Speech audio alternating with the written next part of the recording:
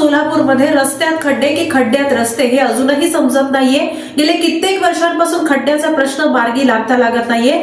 त्यात खड्ड्यांमुळे होणारे मृत्यू हे मानवी हक्काचं उल्लंघन असल्याची बाब समोर आली आहे।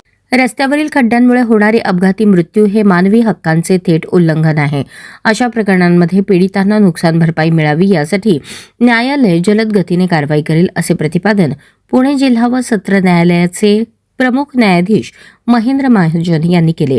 जागतिक मानवाधिकार दिनानिमित्त मानवी हक्क संरक्षण व जागृती संस्था, जिल्हा विधी सेवा प्राधिकरण पुणे आणि जाधवर लॉ कॉलेज पुणे यांच्या संयुक्त विद्यमाने मराठा चेंबर ऑफ कॉमर्स येथे जागर मानवी हक्काचा हा कार्यक्रम आयोजित करण्यात आला होता। यावेळी जिल्हा विधी सेवा प्राधिकरणाच्या सचिव न्यायाधीश रेवती देशपांडे, प्राचार्य डॉक्टर सुधाकरराव जाधवर, निवृत्त प्रमुख जिल्हा व सत्र न्यायाधीश RG जटाळे, निवृत्त लेफ्टनंट कर्नल श्रीश कुमार, जाधवर इन्स्टिट्यूटचे उपाध्यक्ष ॲडव्होकेट शार्दूल जाधवर उपस्थित होते। महेंद्र महाजन म्हणाले, मानवी हक्कांबद्दलची जागरूकता आजही समाजात कमी आहे। ही उणीव भरून काढण्यासाठी जागर मानवी हक्काचा सारखे उपक्रम महत्त्वाचे आहेत।